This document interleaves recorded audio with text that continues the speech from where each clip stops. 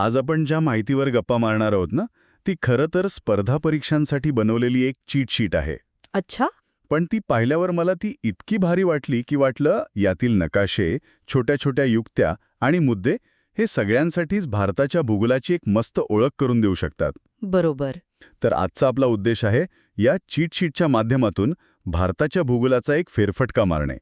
आणि या माहितीचा उद्देशही तोच दिसतोय, म्हणजे कमीत कमी वेळेत जास्तीत जास्त महत्वाच्या गोष्टी एकमेकांशी जोडून दाखवणे. अगदी. चला तर मग अगदी पायाभूत गोष्टींपासून सुरुवात करूया. भारताचा आकार आणि त्याचे स्थान. माहितीनुसार भारताचे क्षेत्रफळ सुमारे 32.8 लाख चौरस किलोमीटर आहे. पण मला जो आकडा जास्त रंजक वाटला तो म्हणजे उत्तर-दक्षिण लांबी जी आहे 3214 किलोमीटर आणि पूर्व-पश्चिम लांबी 2933 किलोमीटर. यातला फरक. हो, हा फरक जवळपास 300 किलोमीटरचा आहे. बरोबर. आणि हा 300 किलोमीटरचा फरक फक्त नकाशावरचा आकडा नाहीये, याचा परिणाम खूप मोठा आहे. कसा? याचा अर्थ भारताची पूर्व-पश्चिम पोहोच किती प्रचंड आहे हे दिसतं, ज्यामुळे आपल्याला एकाच देशात इतकी सांस्कृतिक, भाषिक आणि भौगोलिक विविधता अनुभवायला मिळते. खरंय. पूर्वेला अरुणाचल प्रदेशातील घनदाट जंगले आणि पश्चिमेला गुजरातमधील कच्छचे रण हे याच विस्तारामुळे शक्य आहे. इतकंच नाही तर यामुळेच अरुणाचल प्रदेश आणि गुजरातच्या स्थानिक वेळेत जवळजवळ 2 तासांचा फरक पडतो. कमाल आहे. हो. म्हणजे अरुणाचलमध्ये सूर्य उगवून 2 तास झाल्यावर गुजरातमध्ये सकाळ होते. आणि याच विस्ताराची 4 टोकं दिली आहेत यात. उत्तरेला लडाखमध्ये इंदिरा कोल, दक्षिणेला निकोबार बेटांवर इंदिरा पॉइंट, पश्चिमेला गुजरातमध्ये घुअर मोठा आणि पूर्वेला अरुणाचल प्रदेशात किबिथू. कल्पना करा की एकाच देशात या 4 टोकांवर उभं राहिल्यावर किती वेगवेगळे जग अनुभवायला मिळेल. बरोबर. ही 4 टोके म्हणजे भारताच्या नकाशाची चौकट आहे असं म्हणूया. आता या चौकटीच्या आतल्या राजकीय सीमा पाहूया. हो, आणि त्यासाठी एक भन्नाट युक्ती दिली आहे.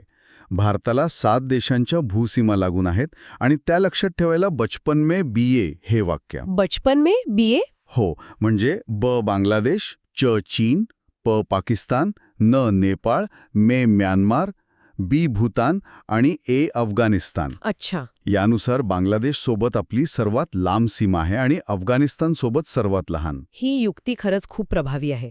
पण या सीमा फक्त लांबीपुरत्या मर्यादित नाहीयेत ना. त्यांच्यावर ज्या रेषा आहेत त्या इतिहासाच्या साक्षीदार आहेत. म्हणजे? उदाहरणार्थ रॅडक्लिफ रेषा हे नाव ऐकल्यावर मला नेहमीच त्यामागची शोकांतिका आठवते. सर सिरिल रॅडक्लिफ, ज्यांनी कधी भारताला भेटही दिली नव्हती, त्यांना फक्त काही आठवड्यात नकाशावर एका रेषेने देशाची फाळणी करायला सांगितली गेली. बापरे. त्यामुळे ही रेषा फक्त नकाशावरची नाहीये, तर इतिहासातील एका मोठ्या मानवनिर्मित संकटाचं प्रतीक आहे. मॅकमोहन रेषा जी चीनसोबत आहे आणि ड्युरंड रेषा अफगाणिस्तानसोबत, यांच्याही अशाच कथा आहेत. म्हणजे या रेषांनी फक्त जमीन नाही तर माणसंही विभागली. याच नकाशावर कर्कवृत्त दाखवलंय, जे भारताच्या मध्यातून जातं आणि ते 8 राज्यांमधून जातं, ज्यासाठी मित्र माझा आजू छाप ही युक्ती आहे. हो, पण कर्कवृत्त फक्त एक काल्पनिक रेषा नाहीये. ती भारताच्या हवामानाची एक प्रकारे विभाजक रेषा आहे. अच्छा. तिच्या उत्तरेकडील भागाचं हवामान समशीतोष्ण म्हणजे टेम्परेट आहे, तर दक्षिणेकडील भागाचं उष्णकटिबंधीय म्हणजे ट्रॉपिकल.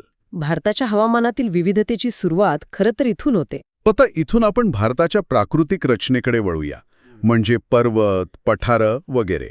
आणि सुरुवात अर्थातच हिमालयापासून.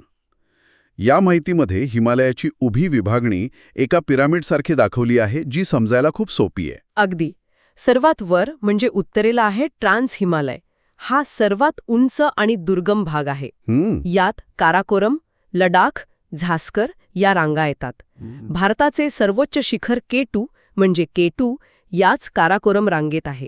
हा भाग इतका थंड आहे की इथे वनस्पती जीवन जवळजवळ नाहीच. त्याच्या खाली येतो बृहद हिमालयस किंवा ग्रेटर हिमालयास. ही एक अखंड भिंतीसारखी रांग आहे आणि माउंट एव्हरेस्ट, कांचनगंगासारखी जगातील सर्वोच्च शिखरे इथे आहेत. बरोबर. पण मला एक प्रश्न पडलाय की आपली सगळी प्रसिद्ध थंड हवेची ठिकाणं जसं की शिमला, मनाली ही या बृहद हिमालयात का नाहीत?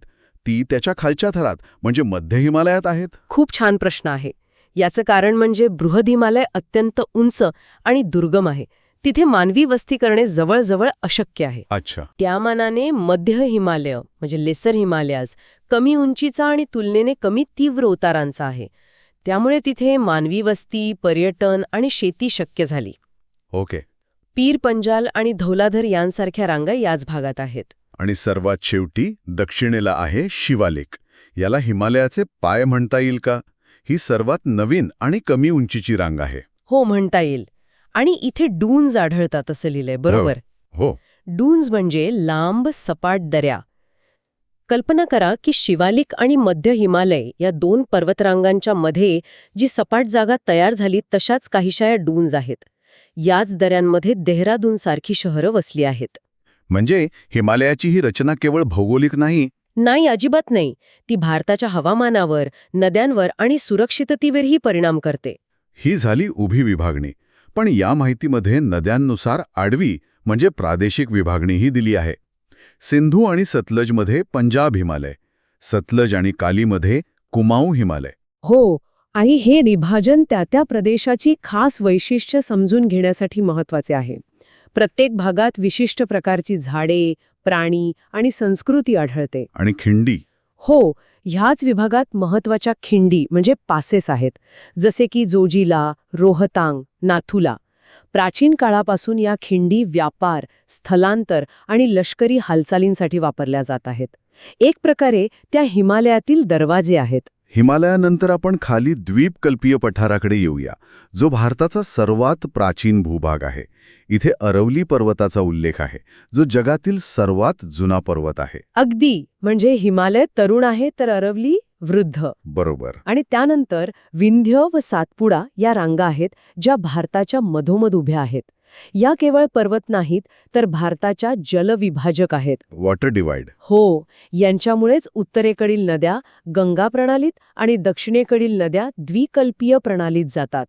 नर्मदा आणि तापी या दोन महत्वाच्या नद्या ह्याच पर्वतांच्या खचदरीतून म्हणजे रिफ्ट व्हॅलीमधून वाहतात. आणि मग येतात दक्षिण भारतातील पश्चिम घाट आणि पूर्व घाट. मला त्यांची तुलना खूप आवडली. पश्चिम घाट सलग आहे, तर पूर्व घाट तुटक आहे. पण याचा दैनंदिन जीवनावर किंवा त्या भागाच्या विकासावर नेमका काय परिणाम होतो? हा खूप महत्वाचा मुद्दा आहे. पश्चिम घाट सलग असल्यामुळे तो नैऋत्य मोसमी वाऱ्यांना अडवतो आणि पश्चिम किनाऱ्यावर प्रचंड पाऊस पाडतो. हो. पण त्याचवेळी त्याच्या पूर्वेकडील भाग पर्जन्य छायेचा प्रदेश म्हणजे रेन शॅडो रिजन बनतो, जिथे कमी पाऊस पडतो. अच्छा. पूर्व घाट तुटक असल्यामुळे मोसमी वारे थेट आतपर्यंत प्रवेश करू शकतात. शिवाय पश्चिम घाट ओलांडून रस्ते किंवा रेल्वे मार्ग बनवणं खूप आव्हानात्मक आहे. तर पूर्व घाटात नद्यांच्या खोऱ्यांमुळे ते सोपे जाते. आणि हे दोन्ही घाट दक्षिणेला निलगिरी पर्वतात एकत्र येतात, बरोबर? अगदी. वाह, म्हणजे पर्वतांची रचना थेट आपल्या जीवनावर परिणाम करते. हिमालयासारख्या प्रचंड पर्वतरांगा केवळ देशाचं संरक्षणच करत नाहीत, तर त्या आपल्या जीवनदायिनी नद्यांना जन्म देतात.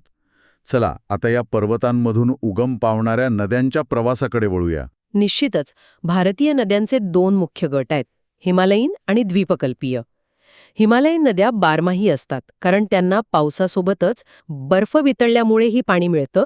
गंगा, सिंधू आणि ब्रह्मपुत्रा या 3 मोठ्या प्रणाली आहेत. मला पंचप्रयाग ही कल्पना नेहमीच आकर्षक वाटते. म्हणजे गंगा ही एक नदी म्हणून नाही, तर देवप्रयाग येथे अलकनंदा आणि भागीरथी यांच्या संगमातून तयार झालेला एक पवित्र प्रवाह आहे. बरोबर. त्याआधी अलकनंदेला इतर 4 नद्या मिळतात आणि ते सगळे मिळून 5 पवित्र संगम किंवा प्रयाग तयार होतात. ही भावनाच किती वेगळी आहे. आणि दुसरीकडे ब्रह्मपुत्रेचा प्रवासही एखाद्या प्रवाशासारखा आहे, जो वेगवेगळ्या देशात वेगवेगळी नावं धारण करतो. हो, ते पण खूप इंटरेस्टिंग आहे. तिबेटमध्ये ती चांगपो म्हणजे शुद्ध करणारी म्हणून ओळखली जाते. भारतात अरुणाचलमध्ये प्रवेश केल्यावर तिचं नाव दिहांग होतं. आसामच्या मैदानी प्रदेशात तिला तिचं ब्रह्मपुत्रा हे भव्य नाव मिळतं. आणि बांगलादेशात गेल्यावर ती जमुना बनते. एकाच नदीचे किती वेगवेगळे अवतार. खरंच. आता द्वीपकल्पीय नद्यांबद्दल बोलूया. यात पश्चिम वाहिनी आणि पूर्व वाहिनी असे प्रकार आहेत. पण काही नद्या खूपच वैशिष्ट्यपूर्ण आहेत. उदाहरणार्थ माही नदी कर्कवृत्ताला 2दा ओलांडते. हो. आणि लुणी नावाची एक नदी आहे, जी कच्छच्या रणातच लुप्त होते. ती समुद्राला पोचतच नाही. असं का होतं? याला इनलँड ड्रेनेज म्हणतात. लुणी नदी ज्या प्रदेशातून वाहते तो खूप उष्ण आणि कोरडा आहे. त्यामुळे समुद्रापर्यंत पोचण्याआधीच तिचं पाणी बाष्पीभवन आणि जमिनीत मुरल्यामुळे संपून जातं. अच्छा. पूर्ववाहिनी नद्यांमध्ये गोदावरी सर्वात लांब आहे. तिला दक्षिण गंगा म्हणतात. तर कावेरी ही एक विशेष नदी आहे. तिला नैऋत्य आणि ईशान्य अशा दोन्ही मान्सून वाऱ्यांपासून पाऊस मिळतो. त्यामुळे ती जवळजवळ वर्षभर वाहत राहते. नद्यांसोबतच सरोवरांचाही उल्लेख आहे. आणि मणिपूरमधील लोकटक सरोवराची गोष्ट तर अविश्वसनीय आहे. इथे जगातील एकमेव तरंगतं राष्ट्रीय उद्यान आहे. हो. म्हणजे चक्क गवताची बेटं पाण्यावर तरंगतात आणि त्यावर हरिण वगैरे प्राणी राहतात. हो, याला फुंबडी म्हणतात. आता आपण भारतीय बेटांकडे वळूया. बंगालच्या उपसागरात अंदमान आणि निकोबार, तर अरबी समुद्रात लक्षद्वीप. या दोन्हीमध्ये फरक आहे का? हो, मूलभूत फरक आहे. अंदमान निकोबार ही समुद्राखालील पर्वतरांगांची शिखरं आहेत, त्यामुळे ती मोठी आणि खडकाळ आहेत. भारतातील एकमेव सक्रिय ज्वालामुखी बॅरन बेट इथेच आहे. आणि 10 डिग्री चॅनल अंदमानला निकोबारपासून वेगळं करतो. दुसरीकडे लक्षद्वीपची बेटं प्रवाळांपासून म्हणजे कोरलपासून बनलेली आहेत असं म्हटले. बरोबर. प्रवाळ म्हणजे सूक्ष्म सागरी जीव. लाखो वर्षांपासून या जीवांचे सांगाडे एकावर एक साचून ही बेटे तयार झाली आहेत. त्यामुळे ती आकाराने लहान आणि सपाट आहेत. अच्छा. 8 डिग्री चॅनल मालदीवला भारतापासून वेगळं करतो, तर 9 डिग्री चॅनल लक्षद्वीपमधील मिनिकॉय बेटाला बाकीच्या बेटांपासून वेगळं करतो. म्हणजे भारताची भौगोलिक विविधता फक्त जमिनीवरच नाही तर समुद्रातही आहे. ही सगळी भौगोलिक रचना पाहिली की साहजिकच प्रश्न पडतो की याचा हवामानावर, मातीवर आणि आपल्या अर्थव्यवस्थेवर काय परिणाम होतो. अगदी थेट परिणाम होतो. भारताचं हवामान म्हणजे मान्सून. जून ते सप्टेंबर नैऋत्य मोसमी वारे समुद्रावरून बाष्प घेऊन येतात आणि संपूर्ण देशात पाऊस पाडतात. आणि ऑक्टोबर-नोव्हेंबरमध्ये हेच वारे जमिनीवरून समुद्राकडे परत फिरतात. त्याला माघारीचा पाऊस म्हणतात. यामुळे प्रामुख्याने तामिळनाडूच्या किनाऱ्यावर पाऊस पडतो. मान्सूनपूर्व पावसाला दिलेली स्थानिक नावं खूपच छान आहेत. कर्नाटकात मँगो शॉवर्स, कारण तो आंब्याच्या पिकासाठी फायदेशीर असतो. तर बंगालमध्ये कालबैशाखी म्हणजे वैशाख महिन्यातील संकट. हो. आणि या हवामानाचा आणि पावसाचा थेट परिणाम मृदेवर म्हणजे मातीवर होतो. बरोबर. भारतात अनेक प्रकारची मृदा आहे, पण सर्वात जास्त आहे ती गाळाची मृदा, अलुव्हियल सॉइल, जी नद्यांनी आणलेल्या गाळापासून बनते. उत्तर भारतातील विशाल मैदान याच मृदेमुळे सुपीत आहे. आणि काळी मृदा कापसासाठी. हो, दख्खनच्या पठारावरची काळी मृदा. पण एक गोष्ट जी संपूर्ण भारतासाठी समान आहे ती म्हणजे भारतातील सर्व प्रकारच्या मृदेत नायट्रोजनची कमतरता आहे. हा मुद्दा मला खूप महत्वाचा वाटला. का? याचा अर्थ आपल्या शेतीसाठी युरियासारखे नायट्रोजनयुक्त खतं किती आवश्यक आहेत हे या एका वाक्यातून कळतं. अगदी बरोबर. आणि याच मृदा आणि हवामानावर आपली कृषी अवलंबून आहे. पावसाळ्यात खरीफ म्हणजे तांदूळ, हिवाळ्यात रब्बी म्हणजे गहू आणि उन्हाळ्यात जैद म्हणजे फळे, भाज्या. अशी 3 हंगामांची रचना या हवामान चक्रावरच आधारित आहे. खनिज संपत्तीच्या बाबतीतही ओडिशा, मध्य प्रदेश, कर्नाटक ही राज्य महत्वाची आहेत, ज्यांचा उल्लेख या माहितीत आहे. हो. आणि शेवटी वाहतूक आणि जमाती. सुवर्ण चतुर्भुज म्हणजे गोल्डन क्वाड्रिलॅटरल हा प्रकल्प दिल्ली, मुंबई, चेन्नई, कोलकाता ह्या महानगरांना जोडून देशाच्या अर्थव्यवस्थेला गती देतो. हो. आणि NH-44 हा श्रीनगर ते कन्याकुमारी म्हणजे भारताच्या एका टोकापासून दुसऱ्या टोकापर्यंत जाणारा सर्वात लांब महामार्ग, तो खऱ्या अर्थाने देशाला जोडतो. आणि याच विकासाच्या चित्रासोबतच या माहितीच्या शेवटी भारतातील काही प्रमुख आदिवासी जमातींचा उल्लेख आहे, जसं की गोंड, भिल, नीलगिरीतील तोडा आणि अंदमानमधील जारवा. हे भारताच्या प्राचीन मानवी विविधतेचे आणि संस्कृतीचे प्रतीक आहेत. तर हा होता भारताच्या भूगोलाचा एक जलद पण सखोल आढावा. या चीटशीटमुळे फक्त तथ्ये नाहीत तर त्यामागचे का आणि कसे हे सुद्धा समजलं. बरोबर. एका लुप्त होणाऱ्या नदीपासून ते तरंगत्या पार्कपर्यंत आणि जगातील सर्वात जुन्या पर्वतापासून ते सर्वात नवीन पर्वतापर्यंत कितीतरी आश्चर्यकारक गोष्टी एकमेकांशी जोडलेल्या आहेत. अगदी खरं आहे. या चर्चेमुळे भारताचा एक भौगोलिक नकाशा नुसता डोळ्यासमोर नाही तर मनात तयार होतो.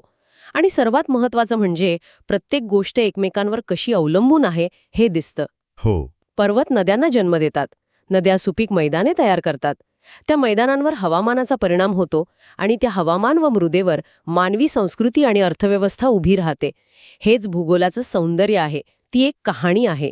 आणि याच कहाणीतून एक विचार करण्यासारखा प्रश्न पुढे येतो. या माहितीमध्ये आपण एका बाजूला NH-44 आणि सुवर्ण चतुर्भुज यांसारख्या विकासाच्या धमन्या पाहिल्या, ज्या देशाला जोडतात.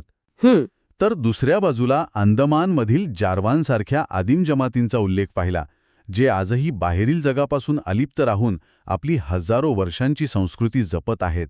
बरोबर. प्रश्न हा आहे की विकासाचा हा महामार्ग जेव्हा अशा प्राचीन संस्कृतींच्या जवळून जातो, तेव्हा या दोन्ही गोष्टींमध्ये संतुलन कसं साधता येईल?